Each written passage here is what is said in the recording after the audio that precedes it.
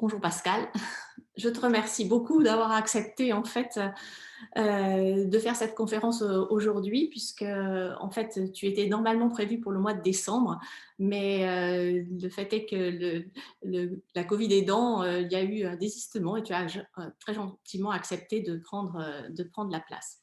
Donc merci beaucoup. C'est Donc, avec plaisir. Pascal Conan est enseignant-chercheur au laboratoire, à l'Observatoire océanologique de Banyuls, dans le laboratoire d'océanographie microbienne, le LOMIC. Il est spécialiste d'écologie et de biogéochimie marine et ses recherches portent surtout sur les réponses des écosystèmes marins pélagiques sous l'effet de différents stress environnementaux. Il vous expliquera beaucoup mieux que moi ce qu'il entend par là sans doute et il va nous parler de ça lors de sa conférence. C'est aussi un animateur de campagne très expérimenté puisqu'en fait il a son actif plus de 60 campagnes océanographiques et il est également coordinateur de plusieurs programmes nationaux ou internationaux. Et c'est aussi le responsable scientifique du service d'observation de l'Observatoire océanologique de Banyuls de Bos, dont vous avez de temps en temps quelques newsletters sur ou quelques petits articles sur notre blog. Donc aujourd'hui, Pascal va nous se poser la question comment le changement climatique affecte-t-il le plancton en Méditerranée? Je te laisse la parole, Pascal. Bien, eh bien, merci de votre présence à distance, même si on aura bientôt peut-être la chance de pouvoir refaire des conférences avec le contact qui est quand même plus sympa que derrière un écran, mais bon, il va falloir que l'on fasse avec. Donc, je vais vous présenter, essayer de vous montrer en quoi le changement climatique peut-il affecter le plancton en Méditerranée. Et ceci, donc, je vais tenter de vous démontrer en passant par la convection thermohaline hivernale, en vous montrant son rôle principalement et les impacts qu'elle pourrait avoir sur les populations microbiennes. Pour cela, je vais commencer ma présentation par vous rappeler quelques points importants pour la compréhension du fonctionnement des écosystèmes. Et ensuite, j'ai organisé ma présentation autour de trois grands thèmes, ou plutôt trois grandes questions environnementales. Tout d'abord, le problème du changement climatique en Méditerranée, où j'essaierai de rester spécifique à la Méditerranée. Et ensuite, j'essaierai d'aborder le problème de la formation d'eau dense. Et pour finir, je tenterai de vous montrer en quoi ces deux questions pourraient interagir et se révéler catastrophiques pour les plus petits organismes de notre planète, c'est-à-dire ces fameux microbes. Alors commençons avec ces deux images que j'aime particulièrement car elles illustrent parfaitement l'une des difficultés majeures que rencontrent les scientifiques. Vous avouerez qu'il y a une certaine ressemblance entre ces deux images, présentant des points de couleur sur un fond noir. Alors la similitude s'arrête là, puisqu'en fait, si je vous détaille un peu le problème, l'image de gauche correspond à une photographie d'un biofilm naturel, c'est-à-dire des bactéries et autres prokaryotes comme les archées qui se développent sur une surface quelconque dans un milieu naturel. Et donc, c'est une image en microscopie confocale, à balayage laser. Alors que l'image de droite est une photographie prise par le télescope Hubble à partir du moment où il a été réparé, il a perdu sa myopie, et qui montre les galaxies lointaines. Alors, passer de l'infiniment petit à l'infiniment grand en termes d'espace, mais aussi en termes de temps, c'est un challenge auquel les scientifiques sont régulièrement confrontés. Les mesures sont généralement très ponctuelles, aussi bien dans l'espace et dans le temps, même si les progrès technologiques permettent aujourd'hui d'améliorer les performances. Je pense notamment aux mesures par satellite, à l'utilisation de plateformes et de bouées autonomes, mais tout ceci reste quand même très discret et marginal en comparaison des conclusions que l'on recherche et qui touchent au fonctionnement de la planète, éventuellement à l'évolution séculaire de cette planète. Donc, alors, à partir de l'observation de cellules microscopiques, on va chercher à effectuer des transferts d'échelle afin d'accéder aux grands bouleversements planétaires. Mais ce problème de transfert d'échelle se rencontre déjà au sein du monde microbien et du plancton qui nous intéresse ce soir. Des travaux récents publiés dans le CNAS, qui est une revue très prestigieuse, estiment que le nombre d'espèces microbiennes sur Terre pourrait être de 1000 milliards, c'est-à-dire bien plus qu'on imaginait encore très récemment. Alors le plancton sont des êtres qui ne sont pas capables de nager pour se déplacer librement et qui vont donc suivre les courants. eh bien, couvrent des classes de taille qui vont de 0,2 microns pour les plus petits, qui correspondent donc aux organismes qu'on va caractériser de picoplancton. On marche beaucoup par classe de taille pour les caractériser. Et on va couvrir donc des classes de taille qui vont donc de 0,2 microns pour les plus petits à plusieurs millimètres, voire plusieurs centimètres pour les plus grands, avec par exemple les méduses qui font partie du plancton.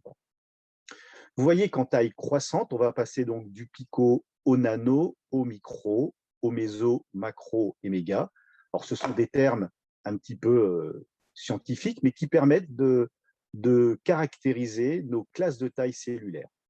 Alors ici, ils sont comparés sur la gauche par rapport à une tête d'épingle pour vous donner une idée en fait de la taille que représentent ces organismes, du pico au méso ici sur cette comparaison. Alors, de manière à vous mettre à l'esprit quelque chose d'un peu plus visuel, il y a ici une fresque qui représente les différentes tailles d'organismes en considérant que les plus petits organismes auraient, donc c'est-à-dire ceux du picoplancton, auraient la taille d'une sardine. Dans ce cas-là, le nano et micro auraient la taille d'un bâtiment ou d'une usine, le méso et le micro celui d'une grande ville, et le mégaplancton celui d'un pays. Donc vous avez à peu près l'échelle de classes de taille qui sont couvertes par ces organismes. Alors forcément, pour les étudier, il va falloir disposer de nombreux outils et appareils de mesure différents. Mais notons que c'est surtout le développement de l'imagerie, de l'informatique et de la biologie moléculaire depuis la fin des années 90 qui a été une énorme révolution dans notre capacité à étudier ces micro-organismes. Un autre problème, mais lié cette fois à notre capacité d'analyse, à notre esprit d'analyse, est illustré par un phénomène qu'on appelle l'apophénie. Vous connaissez sans doute, mais c'est une tendance humaine à rechercher des relations simples ou des schémas dans des séries d'informations qui sont parfois aléatoires. Par exemple, si je vous montre ces deux cartes ici des USA, eh bien, vous pensez forcément que les deux variables qui sont présentées sont corrélées. Ça paraît assez clair quand on regarde les différentes couleurs. Eh bien, en fait, la carte de gauche correspond au nombre de brasseries qui sont recensées par État, et celle de droite, ce sont les propriétaires de chats. Vous voyez que la relation, finalement, est beaucoup moins évidente. Mais encore, vous pourriez me dire, bon, le nombre de brasseries, ça correspond peut-être à un nombre de personnes, et c'est à peu près logique s'il y a des chats en plus grande abondance. Alors, je vais vous présenter les deux courbes d'à côté, la courbe rouge et noire, qui, elles, sont corrélées à 67%, et qui sont donc une évolution entre 1999 et 2009 de deux variables qu'on pourrait penser forcément très corrélées. Eh bien, en fait, la courbe rouge correspond au nombre de noyés dans les piscines, et la courbe noire correspond au nombre de films sortis par Nicolas Cage dans l'année. Donc, vous voyez que là, c'est quand même beaucoup plus difficile de trouver un lien, c'est moins évident. Et pourtant, si on présente ces schémas à un scientifique, on pourrait très bien publier une relation très significative entre ces paramètres. Alors pour finir sur cette présentation du plancton, je rappellerai cette fameuse phrase de Haeckel, qui était un biologiste, philosophe et libre penseur allemand de la fin du 19e siècle, qui disait « Ce qui est petit est beau, mais n'est pas important ». Alors oui, ils sont beaux, n'est-ce pas? Si vous regardez un peu les différentes images que j'ai choisies ici, effectivement, on ne peut que dire que ce sont des organismes qui sont quand même très beaux. Mais en fait, ils ont pris une importance et un rôle clé pour le fonctionnement de toute la planète, que ce soit comme base des réseaux trophiques, il faut compter à peu près 1 tonne de plancton pour produire 100 grammes de poisson, ou bien comme acteurs principaux des cycles biogéochimiques. Alors voici ici notre belle Méditerranée à travers quelques chiffres. En fait, c'est une mer qui représente moins de 0,7% de la surface totale de l'océan mondial, avec quelques fleuves. Mais le plus grand d'entre eux, qui est le Rhône, n'est qu'à la 21e place des fleuves européens, avec ses 812 km et son flux de à peu près 1700 mètres cubes par seconde en moyenne. La profondeur moyenne en Méditerranée est de 1500 mètres. Elle est de 3800 mètres, par exemple, pour le reste des océans. Mais la profondeur maximale atteint quand même 5267 mètres au niveau de la fosse Calypso, on l'appelle aussi la fosse Matapan, qui se situe à l'extrême sud de la Grèce, en mer Ionienne. Alors, on qualifie très souvent la Méditerranée de modèle réduit de l'océan mondial. Alors, pourquoi? Eh bien, en fait, tout se produit à des échelles spatio-temporelles qui vont être réduites, mais de façon très similaire à ce qui peut se passer dans les grands océans. La Méditerranée va être divisée en deux bassins importants, donc le bassin occidental et le bassin oriental, séparés par le détroit de Sicile. Nous parlerons de la circulation un petit peu plus tard, mais nous allons aller un petit peu plus loin dans les chiffres maintenant. La Méditerranée, c'est à peu près 500 millions d'habitants sur son pourtour, donc une pression anthropique énorme. Sans parler du tourisme qui, avec environ 158 millions de touristes par an, représente un quart du tourisme mondial. Donc vraiment une pression anthropique par rapport à la surface de la Méditerranée qui est énorme. Et voici ici une carte instantanée des navires en cours de navigation sur la Méditerranée en date du 16 avril de cette année. Donc on était déjà en pleine restriction sanitaire. J'ai quand même choisi cette date parce que en fait, nous étions en campagne, j'en ai parlé pour ceux qui étaient déjà arrivés précédemment, la campagne océanographique avec l'Atalante, qui est identifiée ici par le petit rond, qui était présent grâce à son AIS. Alors, il faut noter que seuls les navires qui sont équipés d'un AIS sont identifiés, c'est-à-dire qu'il faut ajouter à cette densité de navires tous les navires militaires qui, eux, ne communiquent pas leur AIS, et puis tous les petits bateaux personnels qui vont transiter également. Donc, vous voyez que c'est vraiment une mer qui est vraiment avec une pression anthropique incomparable par rapport à ce que l'on peut observer autre part. C'est aussi une mer très contrastée. Alors, qu'est-ce que j'entends par contrastée? Eh bien, ici, c'est une carte qui représente les concentrations en surface de la chlorophylle au printemps, en avril 2004, donc mesurées par les satellites, et avec des couleurs chaudes pour les concentrations les plus élevées, hein, dans les jaunes et rouges, et des couleurs froides pour les concentrations les plus pauvres, c'est-à-dire plutôt dans les verts clairs et bleus. Mais même dans les zones les plus productives, comme ici dans le golfe du Lion, dans le bassin occidental, ces concentrations restent relativement faibles.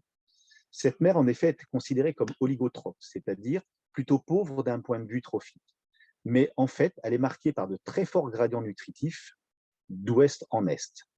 Malgré cela, cette Méditerranée peut contient à peu près 18% de la biodiversité marine mondiale. Donc, il y a vraiment une mer qui est très contrastée, une richesse en espèces très importante, mais qui reste une mer très pauvre et qui permet justement de comprendre comment fonctionnent les systèmes dans ces milieux extrêmement limités en nutriments et en cellules phytoplanctoniques. Alors, j'ai déjà parlé, donc j'avais dit que je parlerais de la circulation, donc je vais juste en dire quelques mots maintenant. On va trouver 3 grandes masses d'eau en Méditerranée, avec une circulation générale qu'on va caractériser de anticyclonique. Alors, qu'est-ce que ça veut dire? Ça veut dire que la circulation dominante se fait dans un sens anti-horaire. Alors, en surface, on va voir l'eau d'origine atlantique, ici la MAW, qui va entrer par Gibraltar, qui va circuler au sud vers l'est, puis revenir vers l'ouest dans la partie nord. En position intermédiaire, on va trouver l'eau levantine intermédiaire, la LIW, qui est formée dans le bassin levantin avant de s'écouler vers l'ouest et sortir en profondeur à Gibraltar. Le mélange entre ces deux eaux va former les eaux profondes dans le bassin occidental et dans le bassin oriental, mais je reviendrai sur ce phénomène un petit peu plus tard, puisque c'est le point central de mon exposé aujourd'hui. Ici, alors, ce sont des graphiques un petit peu, non pas complexes, mais que je présente exprès pour pouvoir les expliquer un petit peu plus précisément, de manière à que vous puissiez comprendre ensuite les schémas que je vous montrerai. On a ici donc sur une section longitudinale en Méditerranée, donc les différentes masses d'eau, et puis si on réalise un profil à un endroit donné, ici donc marqué par le trait rouge, eh bien, on peut regarder la distribution des masses d'eau en faisant un graphique particulier qu'on appelle un diagramme θS. Qu'est-ce qu'un diagramme θS? C'est ce qui vous est présenté ici dans l'encadré rouge et qui représente la température en ordonnée que l'on trace en fonction de la salinité en abscisse.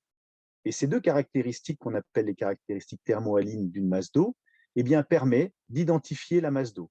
Et on va retrouver ici En surface, les MAW, donc les eaux de surface. Plus profond, ici marqué par un maximum en salinité et en température, les LIW. On va la trouver ici entre 200 mètres et 800 mètres à peu près. Et puis, en profondeur, des eaux qui ont des caractéristiques très stables et qu'on appelle donc les eaux profondes. Et ici, donc, on sera dans les Western Mediterranean Deepwater pour la partie occidentale. Et on voit qu'en fonction des saisons, eh bien, seule la partie superficielle de l'eau va être modifiée et on est censé avoir des caractéristiques relativement stables à l'échelle de plusieurs décennies pour les eaux profondes.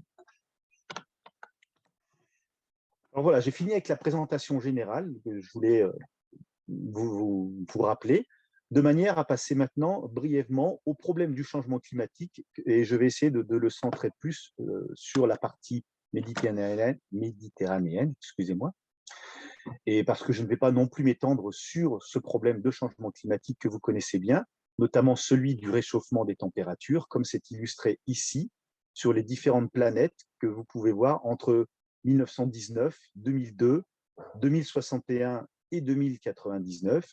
Eh bien, on voit que notre pauvre planète a tendance à se réchauffer en tendant vers les couleurs rouges et jaunes. Et la seule chose qui est vraiment inconnue aujourd'hui, c'est l'ampleur de ce réchauffement, puisqu'il va dépendre aussi de notre action aujourd'hui. À notre niveau, on le voit déjà, avec la fonte des glaciers, et pour ceux qui ont eu la chance de pouvoir visiter la mer de glace dans les années 80 et 90, comme c'est d'ailleurs mon cas, et qu'ils voient aujourd'hui le niveau que le glacier a pu atteindre, eh bien, on voit tout à fait de quoi on veut parler lorsqu'on parle de ce réchauffement climatique. Alors oui, comme on le constate à l'échelle mondiale, eh bien, les conséquences sont visibles, mais elles restent quand même fortement complexes. Avec par exemple ici, l'évolution au cours de la fin du XXe siècle de la production primaire nette des océans. Ce sont deux cartes qui vous présentent pour deux périodes, donc des mesures qui sont faites avec les satellites. Donc pour la production entre 1979 et 1986 et la production entre 1997 et 2002. Alors à l'œil, c'est un peu difficile de faire une comparaison et pour pouvoir les comparer, on va bien évidemment les soustraire. Et là, on s'aperçoit que les différences se compensent plus ou moins à l'échelle de la planète, avec des zones jaunes et rouges où la production a largement augmenté, on voit dans les zones polaires et dans les zones côtières surtout, alors que les couleurs bleues et blanches montrent des zones où il n'y a pas de variation, ou voire quelques baisses, et on voit que ces baisses donc concernent toutes les parties centrales des grands océans, avec une diminution donc sur des très grandes surfaces. Donc on s'aperçoit au final que ce qui augmente d'un côté peut diminuer de l'autre, et puis on a beaucoup de mal à comprendre l'impact que ça peut avoir sur le fonctionnement général en fait à l'échelle de la planète. Mais revenons donc à l'échelle de notre Méditerranée, et voici donc une série de mesures entre 1993 et 2019, des anomalies positives de température de la surface des eaux méditerranéennes. D'accord? Donc, au cours du temps, on a les mesures des anomalies de température. Et ce que l'on voit, c'est qu'on a une tendance quand même à l'augmentation qui est relativement nette, qui est de l'ordre de 0,04 degrés par an. Alors, cela ne vous semble peut-être pas beaucoup, mais c'est en fait énorme si on pense au contenu de chaleur que cela représente pour les masses d'eau en présence. Voici ici un graphique de l'évolution probable des canicules en Méditerranée d'ici la fin du XXIe siècle, selon deux scénarios. En vert, c'est si l'on se force à réduire de façon drastique les émissions de CO2. Et en rouge, c'est si on ne fait rien et si on continue sur le même rythme qu'aujourd'hui. Alors on a ici en abscisse la durée de la canicule et en ordonnée l'intensité de cette canicule, et les ronds sont eux proportionnels à la surface touchée par cette canicule. Et les ronds bleus, qui sont ici au sein des ronds verts, ça présente déjà les canicules qui ont été observées en 2003, 2012, 2015 et 2017.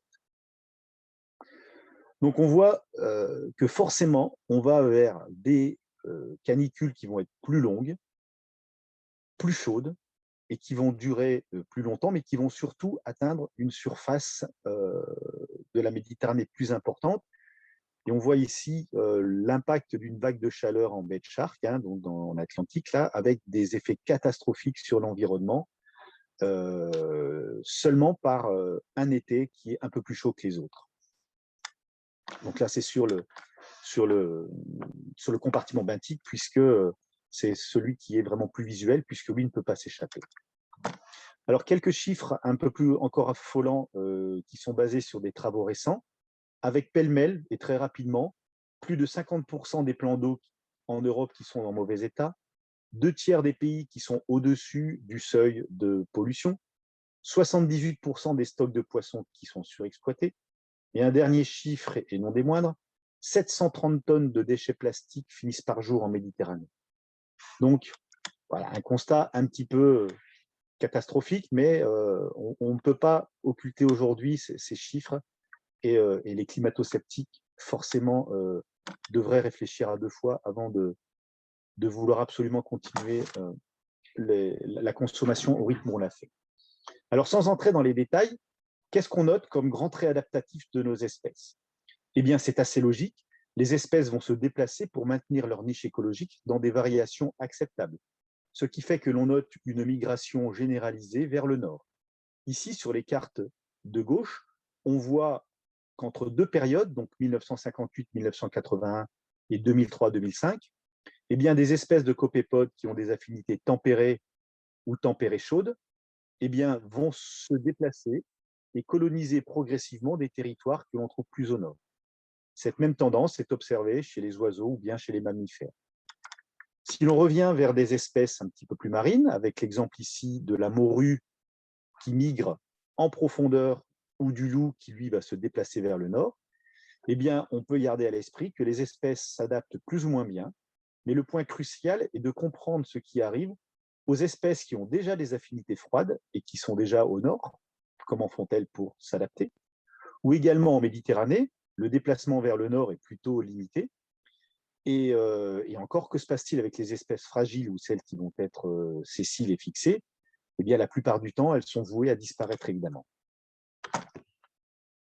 Passons maintenant au point essentiel de ma présentation, que sont les formations d'eau dense. Alors, qu'est-ce qu'une formation d'eau dense?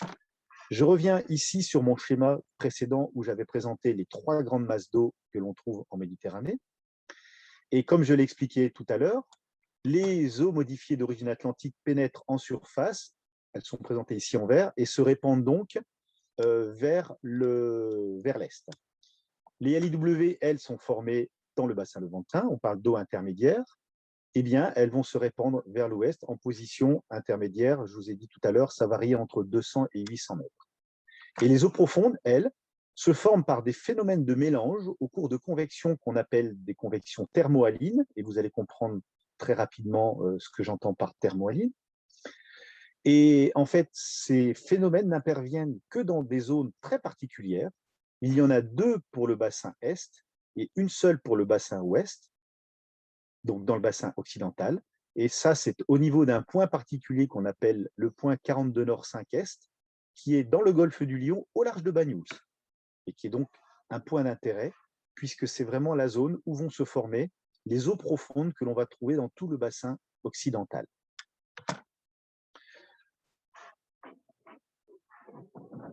Voilà, alors j'ai un petit blocage, ça passe, ça y est. Donc voici ici très détaillé toutes les masses d'eau et leur circulation, mais intéressons-nous plutôt au phénomène unique qui se passe dans le golfe du Lion, ces fameuses convections thermohalines. Gardez en tête dès maintenant que la température des eaux profondes en Méditerranée est proche de 13 degrés. Elle ne descend normalement jamais en dessous de ces 13 degrés, et c'est un facteur très important à mémoriser. En effet, tout part de la stratification, ici en été, avec la présence d'une thermocline, qui est une véritable barrière saisonnière, qui va séparer la colonne d'eau en 2 couches. Une couche superficielle avec des eaux chaudes et très variables, et une couche profonde, plus stable, voire très stable. Donc ça, c'est ce qu'on va trouver en été.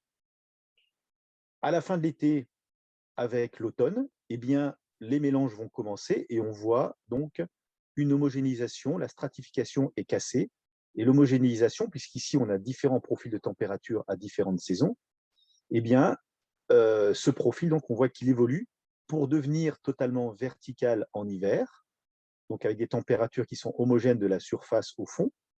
Ne notez pas la température ici de 4 degrés, puisque ça ne correspond pas à des profils de Méditerranée, mais là, le schéma évolutif est exactement identique à ce qui se passe dans toutes les zones tempérées. Et ensuite, donc, à la fin de l'hiver, avec le printemps, eh bien, la stratification réapparaît et la couche d'eau se réchauffe par le haut. Alors, ça termine le cycle. À ce moment-là, on a une colonne d'eau bien stratifiée. Progressivement, cette stratification est cassée pour ensuite que cette stratification soit refabriquée au printemps suivant. Mais que se passe-t-il en fait au cours du mélange de masse d'eau? Alors, pour vous le montrer, j'ai ici deux expériences, des petites expériences maison, mais qui illustrent l'effet des mélanges. Ici, à gauche, on a deux bacs avec des températures identiques. Si on enlève la paroi qui sépare ces bacs, eh bien, les eaux vont se mélanger selon un processus dynamique tourbillonnaire turbulent, comme on voit ici. Par contre, si on fait la même expérience avec des eaux de température très contrastée, eh bien, on voit que l'eau froide, ici on avait l'eau froide dans le compartiment de gauche et l'eau chaude dans le compartiment de droite, eh bien, on voit que l'eau froide a tendance à s'enfoncer et à se placer sous notre pellicule chaude, parce que sa densité est plus élevée, plus forte. La densité d'une eau de mer va dépendre de sa température et de sa salinité. D'où en fait ce terme de convection thermohaline, puisque les mouvements de la masse d'eau vont être conditionnés par les facteurs température et salinité. Alors c'est exactement ce qu'on a vu dans les deux bacs, c'est exactement le même processus qui se produit en hiver au large dans le golfe du Lion. Et c'est le point de rencontre entre le Mistral et la Tramontagne, les deux vents bien connus, des vents du nord bien glacés, qui nous embêtent un petit peu l'hiver, on peut le dire, mais qui rendent quand même ce grand service, puisqu'on observe un refroidissement très important et très rapide des eaux de surface, qui deviennent plus lourdes que les eaux qui sont dessous, et qui vont donc s'enfoncer comme dans une véritable cheminée. On observe la même chose en fait sur le plateau continental, mais cette fois-ci, on va parler de cascading à cause de la présence du fond et de la présence de canyons dans lesquels cette eau va s'écouler. Dans ce mélange, on va identifier 4 phases tout aussi importantes les unes que les autres. D'abord, le préconditionnement, qui correspond en fait à une phase à la fin de l'été, l'automne, et qui refroidit les eaux progressivement et qui va casser la stratification.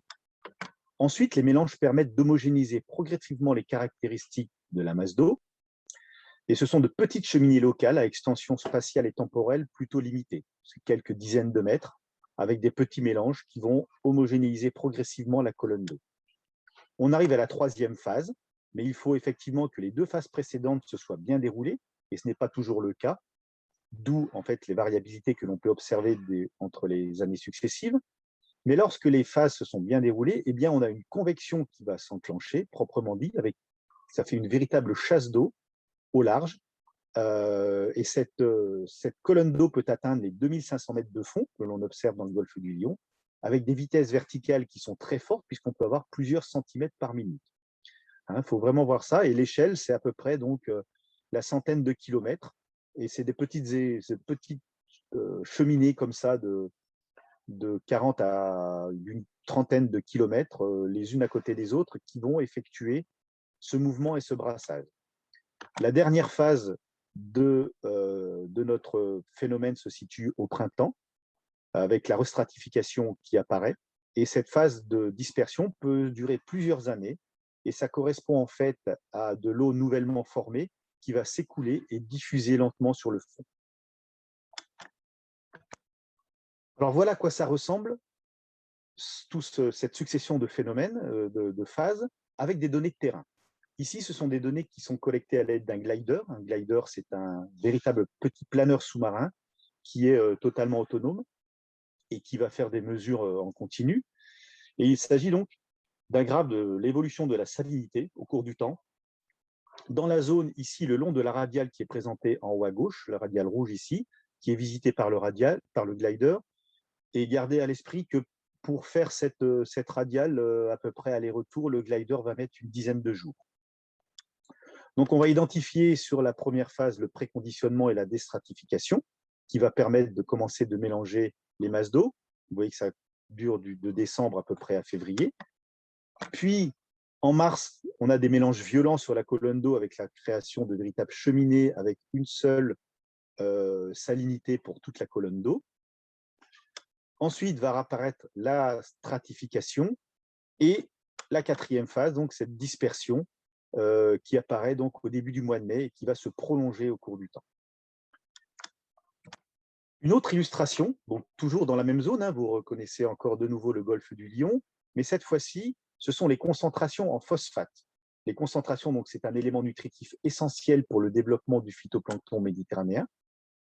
Et en rouge, ce sont des concentrations qui sont fortes, et en bleu, ce sont plutôt des concentrations qui sont faibles, voire nulles. Donc, on voit effectivement qu'en surface, on a des concentrations très importantes. Et si on regarde le long de cette radiale, de ce transect ici rose, de voir ce qui se passe sur un profil et sur un transect vertical, on l'a ici donc sur la droite, on voit bien cette fabrication de cette cheminée avec des concentrations en phosphate qui sont fortes dans les eaux profondes et que l'on va retrouver très proche de la surface.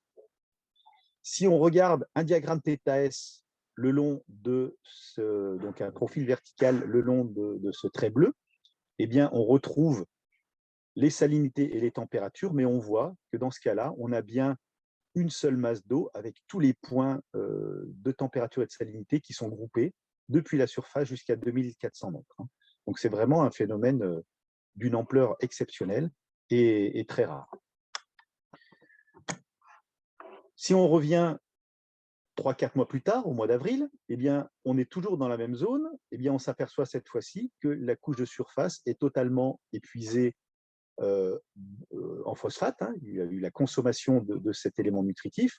Et on trouve toujours pareil, sur le transect, eh bien, on voit que les couches de surface ici sont totalement appauvries en phosphate. Et cette fois-ci, on retrouve des concentrations fortes dans les couches profondes.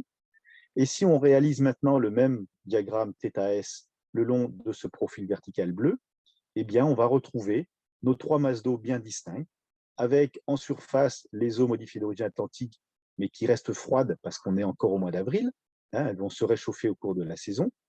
Les eaux levantines intermédiaires, ici marquées par ce maximum relatif en température et en salinité, et des eaux profondes qui sont stables avec des températures proches de 13 degrés, je vous l'avais dit, et des salinités également très stables au cours de l'année. Voici maintenant le résultat de ce qui se passe sur le compartiment biologique. J'ai parlé d'abord de la physique, j'ai parlé ensuite des sels nutritifs avec le phosphate. Je vais regarder maintenant ce qui se passe au niveau de la biologie. Et ce sont donc ici l'évolution des concentrations en chlorophylle dans la couche de surface. Vous comprenez tout à fait maintenant pourquoi on parle du trou bleu en hiver. Donc c'est bien illustré ici, parce que les concentrations en chlorophylle sont très faibles du fait des mélanges verticaux. Et forcément, on a des concentrations qui sont très diluées sur les 2400 mètres de la colonne d'eau. Dès l'arrêt des mélanges, par contre, on a vu qu'il y avait des nutriments qui étaient présents dans la couche de surface. Eh bien, on voit que ces nutriments vont permettre l'enclenchement d'un bloom, c'est-à-dire d'une efflorescence printanière. Donc, les concentrations augmentent ici à plus de 2 mg de chlorophylle par mètre cube, 2 microgrammes par litre. Et donc une efflorescence printanière qui est d'une ampleur et d'une intensité qui est inégalée dans toute la Méditerranée et qui est vraiment donc une caractéristique particulière de la richesse de ce golfe du Lion. Si on regarde maintenant ce qui se passe sur la verticale, donc c'est une représentation un petit peu différente sur une section dans laquelle on a retiré ici un cube, de manière à voir comment ça se caractérise sur la colonne d'eau. Donc, je présente d'abord les données à la fin de l'été, lorsque la colonne d'eau est bien stratifiée, c'est-à-dire avant les mélanges, et on retrouve donc les eaux de surface, cette fois-ci, sont plus chaudes, les eaux levantines et les eaux profondes, donc sur ce profil vertical qui est marqué par ces différentes couleurs ici. Alors, ce qui est intéressant de voir, c'est que chacune de ces masses d'eau, en fait, va être caractérisée par des combinaisons de microbes, donc des populations microbiennes qui sont très caractéristiques. en termes de bactéries et d'archées notamment.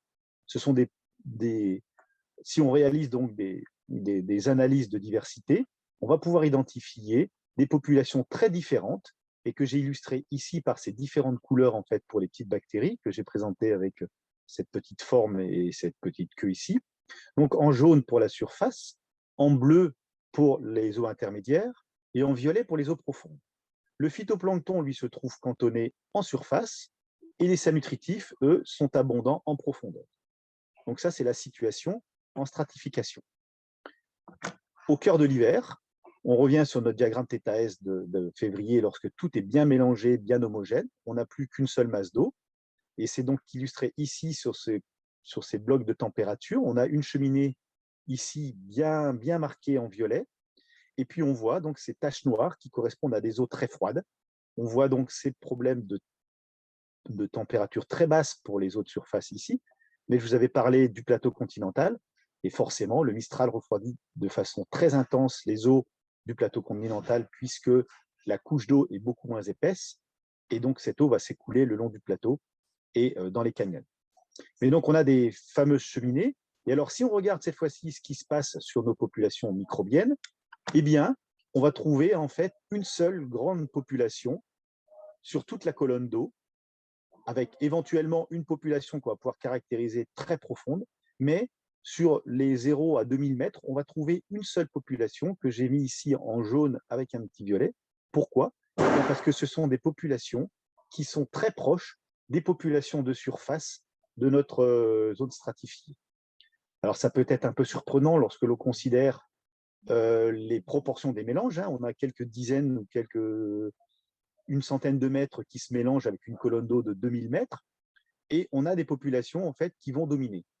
Mais en fait, ça s'explique assez facilement avec l'export de matière organique fraîche vers le fond. Donc cette mélange, on va exporter de la matière très labile, très bonne pour la croissance des bactéries. Et donc ces bactéries de fond qui sont habituées à consommer de la matière très réfractaire, eh bien c'est bien des bactéries qui, elles, sont habituées à cette bonne matière qui vont se développer, c'est-à-dire des bactéries de surface. Alors, on ne va retrouver qu'un seul type de population, et quelques semaines plus tard, dès l'apparition de la stratification, à nouveau, on va avoir ces populations qui vont être bien identifiées. Alors, pour terminer, je vais conclure sur le rôle des convections hivernales, pour rappeler que c'est vraiment un rôle primordial pour le fonctionnement de toute la Méditerranée. Le rôle principal, c'est de former et de ventiler les masses d'eau intermédiaires et profondes. C'est également un rôle pour apporter les nutriments dans les eaux de surface. C'est également un rôle important pour exporter de la matière organique fraîche, pour alimenter les écosystèmes profonds, c'est-à-dire le méso et le bathypélagique, comme je l'ai indiqué juste avant. C'est également donc un phénomène de séquestration du carbone. Vous avez entendu parler du rôle de puits des océans dans les couches profondes, qui ont un rôle très important pour le contrôle des teneurs en carbone de l'océan.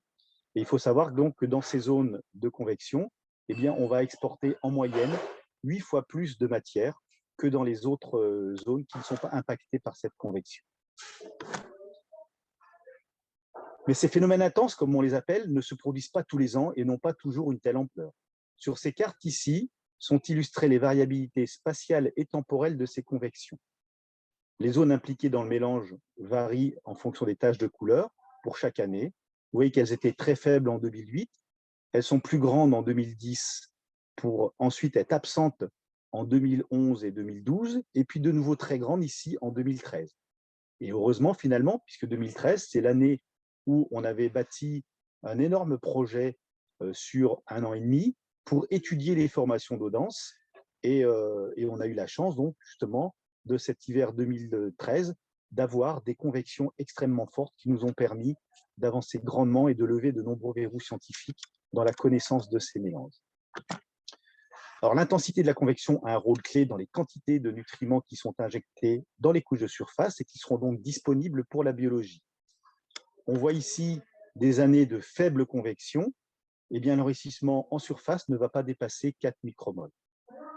Par contre, les années où il y a des convections intenses, les enrichissements peuvent atteindre 7 micromoles, soit des concentrations qui sont très proches de la concentration maximale observée dans les eaux de fond, qui tourne aux alentours de 8 micromoles. À une autre échelle, l'impact sur la biologie est tout aussi important. Ici, ce sont les résultats sur la croissance des coraux profonds qui sont obtenus par mon collègue Franck Lartaud. Alors, il a clairement associé des croissances fortes avec les années d'intense cascading, puisque là, ça dépend vraiment des apports qui sont issus du plateau continental. Des croissances réduites lors des années de faible convection, et de nouveau, donc, des croissances fortes lorsqu'il y a du cascading important. Donc, c'est vraiment un contrôle donc, de tous les compartiments biologiques, hein, depuis les microbes jusqu'aux organismes de taille supérieure et les organismes pélagiques comme benthiques. Alors, l'intensité de la convection ne va pas jouer seulement un rôle sur la quantité de matériel biologique et de nutriments qui est impliqué dans les mouvements, mais aussi sur la diversité des organismes en favorisant tel ou tel organisme selon les conditions. Si nous revenons sur nos cartes de surface de chlorophylle ici en 2013, eh bien, on va pouvoir définir des zones de forte convection entourées ici par des zones où la convection est moins intense et des zones de faible influence autour, ici en bleu. Eh bien, ces zones vont présenter des quantités de nutriments différentes, mais surtout des rapports entre ces éléments différents. Ici, ce sont les profils verticaux des rapports silicate sur nitrate, et on voit que dans les eaux où il y a une forte convection, eh bien, le rapport silicate sur nitrate est plus élevé que dans les zones de faible concentration, de faible convection ou pas. Eh bien, en fait, ça correspond à un enrichissement en silicate qui va favoriser le développement d'organismes de type siliceux, comme par exemple les diatomées. On va retrouver ce même schéma eh bien, le printemps suivant, avec dans les zones de forte convection, alors ces schémas sont un peu compliqués, mais on va vraiment les simplifier à l'extrême. Dans les zones de forte convection, ici, on va observer plutôt des grosses cellules de type diatomée qu'on va appeler microlike, hein, donc toute cette zone ici où il y a eu des convections très fortes. Dans les zones où on a eu, j'ai de nouveau plus de pointeurs, mais ce n'est pas très grave, dans les zones où on a eu des faibles convections, eh bien, on va trouver des cellules de plus petite taille qu'on va appeler nanolike. Et dans les cellules qui ne sont pas influencées par la convection, eh bien, on trouve des petites cellules qu'on va appeler picolike. Alors, vous allez me dire en quoi est-ce que c'est important d'avoir cette structuration dans notre population microbienne. Eh bien, en fait, les grosses diatomées favorisent la production et l'export de matériel dans les chaînes trophiques et vers le fond, en sédimentant. Les cellules de plus petite taille, donc les nanolike, elles vont plutôt favoriser le fonctionnement des réseaux trophiques en alimentant des petits brouteurs, alors que les cellules de petite taille, donc les picolike, elles favorisent le fonctionnement de la boucle microbienne en limitant l'export et le stockage de carbone. Alors, je vais accélérer un petit peu pour finir, pour montrer en quoi est-ce que une évolution dans ces formations et liées au changement climatique pourrait s'avérer catastrophique pour le plancton. Eh bien, voici une frise temporelle des événements passés de convection depuis les années 70, où on avait une fréquence à peu près de 10 ans, avec des événements se produisant sur 2 années successives. À partir de 2005, on a observé des changements, mais c'est surtout depuis 2009 que les modifications sont les plus fortes, avec beaucoup d'événements profonds. Et puis, en 2017, une réduction de ces événements intenses et qui sont surtout limités avec la profondeur.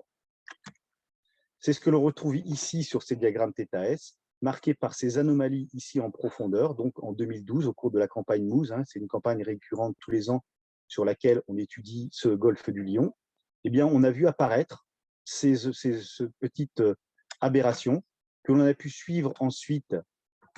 Ah, j'ai de nouveau perdu la main.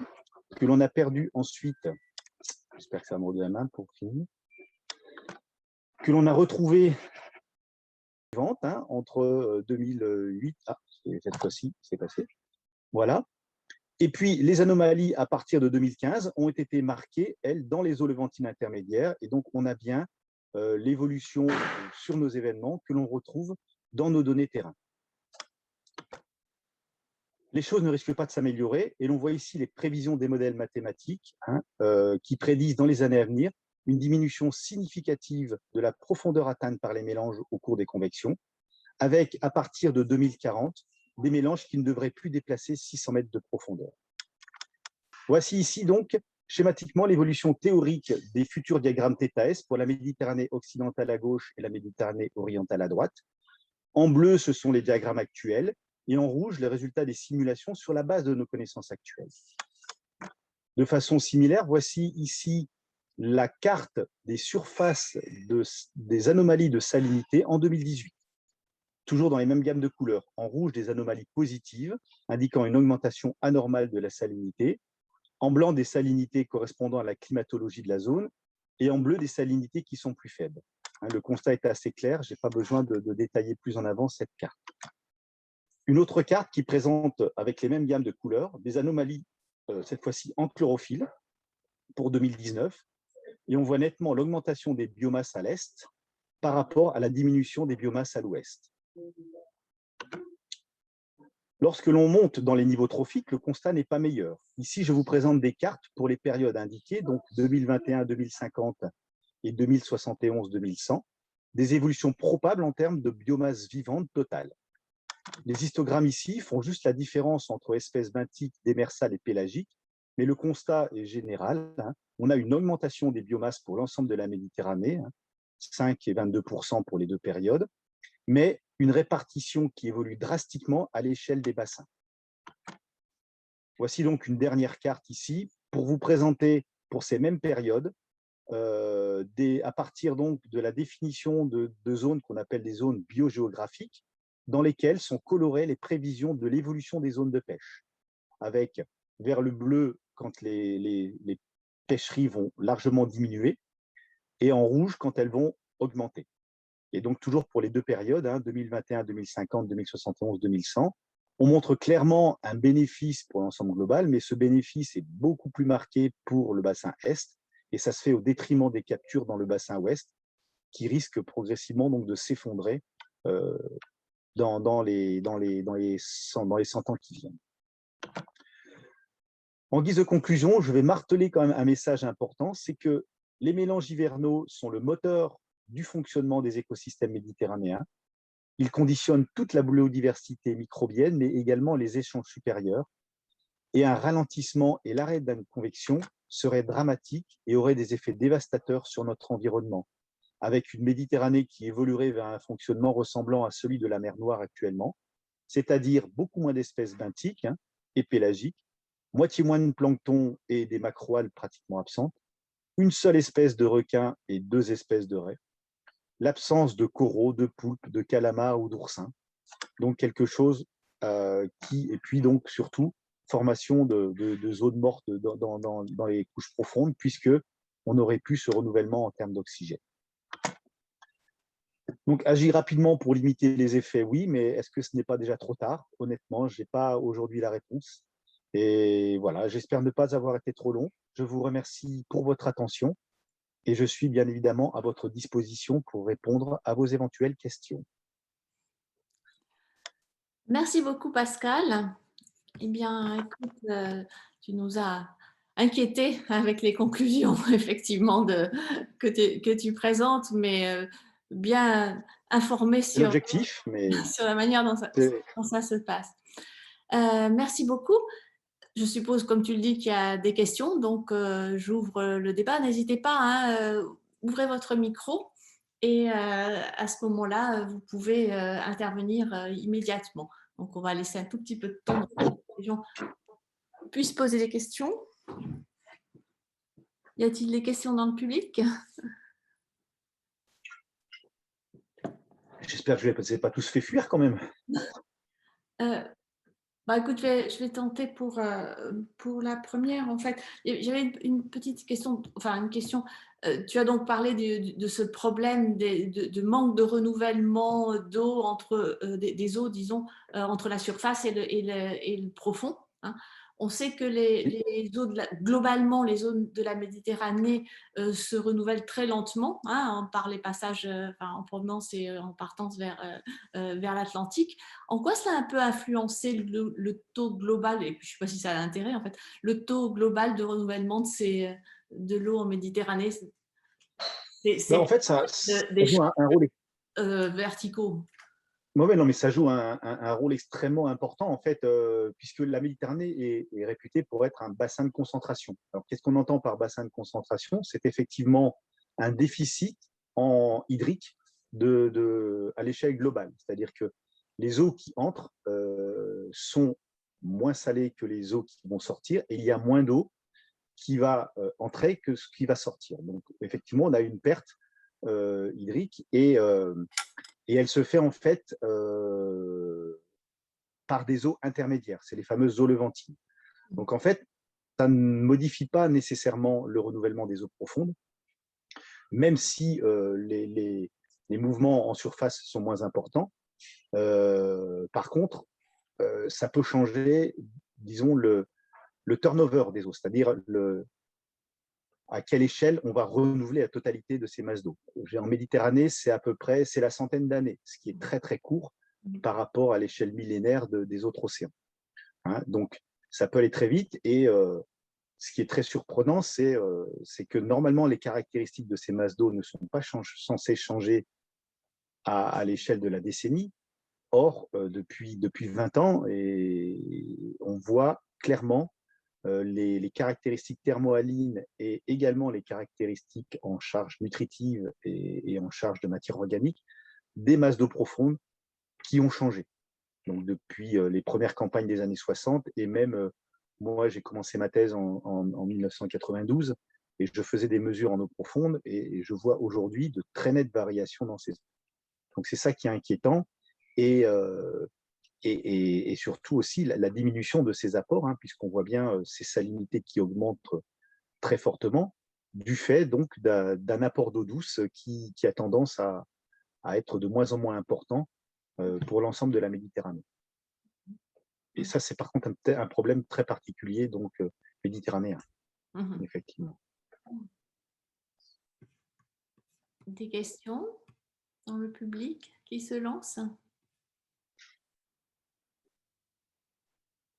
Personne? Tout le monde a... Non? Bon, les gens sont pressés d'aller sur les terrasses, c'est pour ça. Pressés d'aller sur les terrasses. Et quand même une autre... En fait, donc tu as parlé de grosses variations de biomasse, hein, qui seraient provoquées et différentiellement dans le bassin occidental ou oriental. Donc, tu dis, il y a une grosse augmentation de biomasse dans la partie orientale. Et ça va se traduire par quoi, en fait?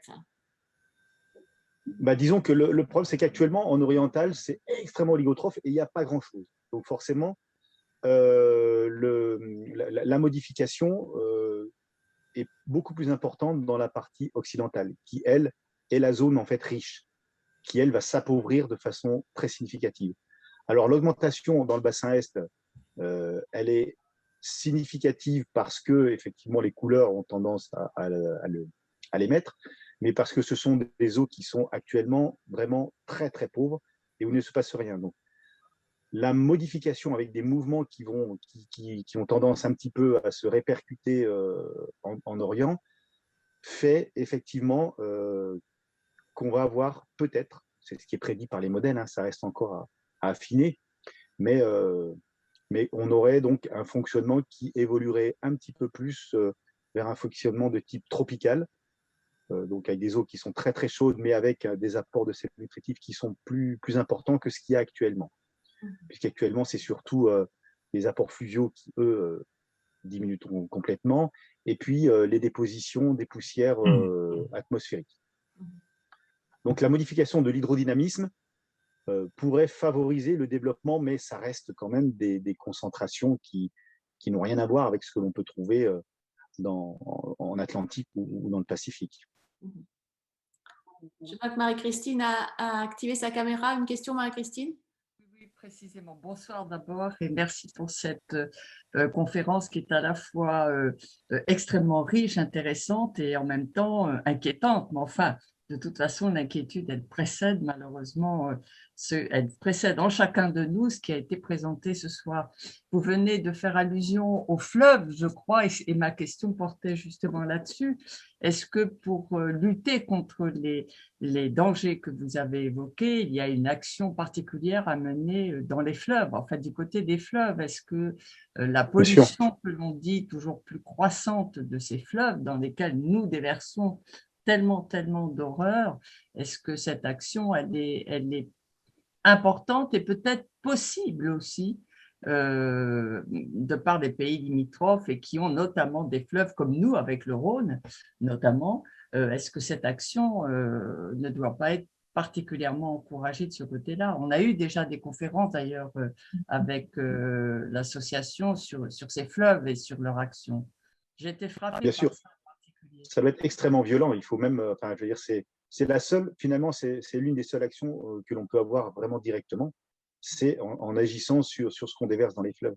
Mais tout en gardant à l'esprit deux points importants. Alors, nos fameux plastiques qui se sont révélés, qui vraiment, dans ces dernières années, et qui vont être vraiment un problème insurmontable, je pense, vraiment très rapidement dans certaines zones au moins côtières. Donc ça, c'est rapide. Mais indépendamment de ça, il faut aussi penser qu'on peut avoir des actions très importantes sur nos rejets dans les fleuves, mais que ce n'est pas toujours bénéfique non plus. Comment je peux qu'est-ce que je veux dire par là?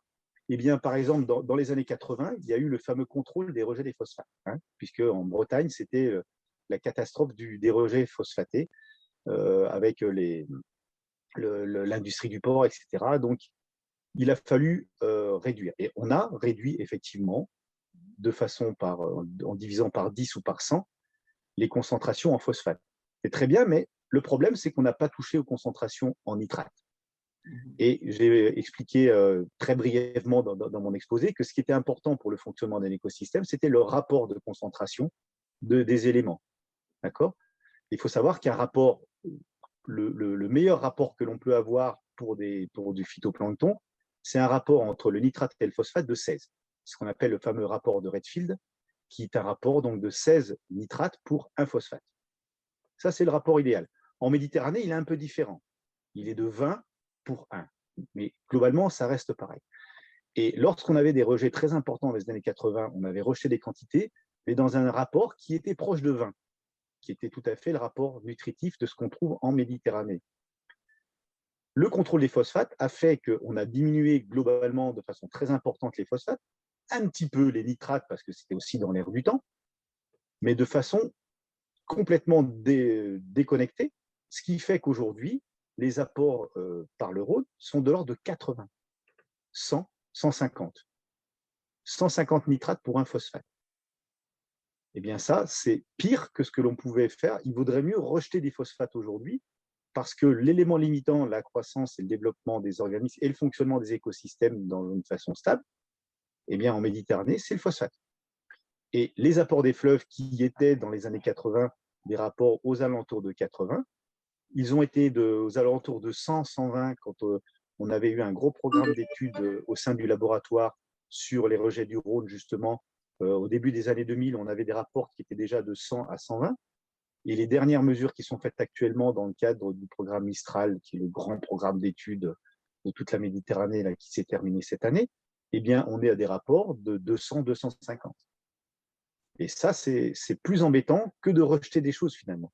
Donc, contrôler les fleuves, c'est la seule action qu'on peut avoir, bien évidemment, mais dès qu'on touche à la nature, c'est un peu le souci, c'est que, on a des centaines et des centaines d'exemples, quand on touche à la nature et qu'on fait varier un bouton, ça a des conséquences et des rétro-conséquences qui ne sont pas toujours bien intégrées, bien comprises.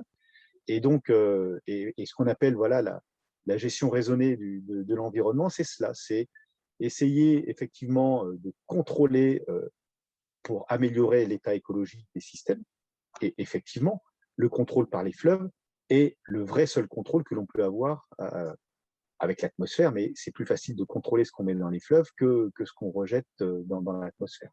Donc, effectivement, c'est au niveau des fleuves que l'action peut être la plus rapide et la plus efficace surtout. Une question un peu surréaliste à poser, Oliver.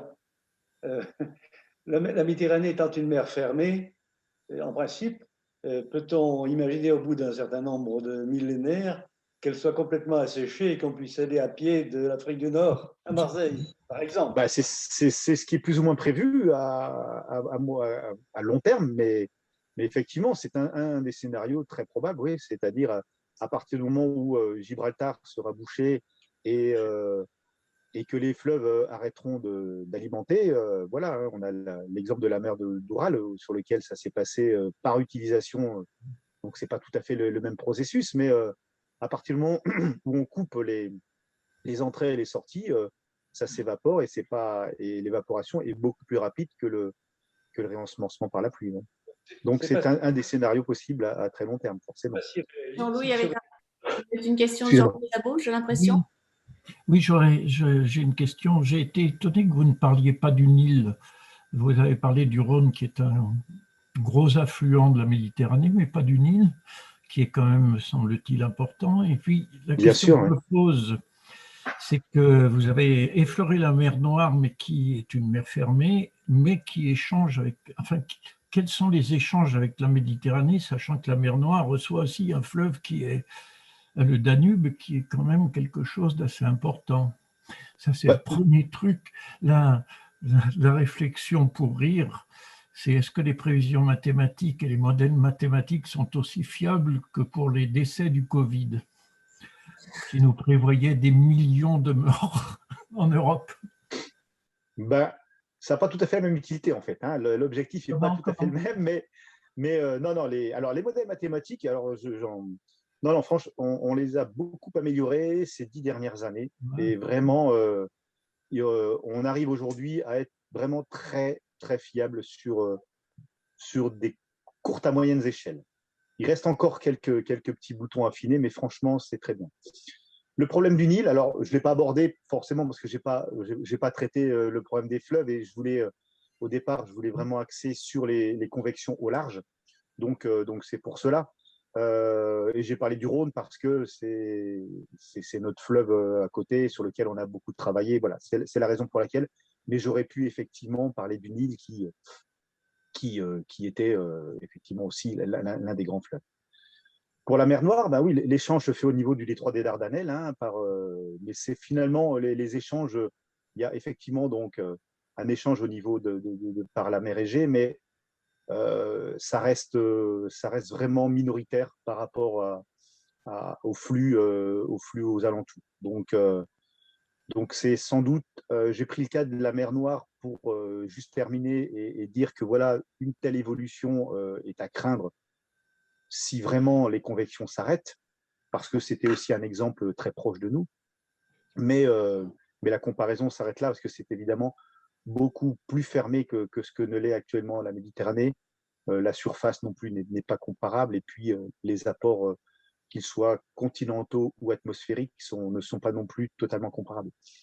Mais en plus, elle est déjà dans un système où en fait le fond est un fond anoxique avec l'installation d'autres types de fonctionnement sur de la chimiosynthèse, etc. Donc j'espère bien qu'on n'arrivera pas à cette extrémité en Méditerranée, mais c'est plus un signal d'alarme type modèle Covid.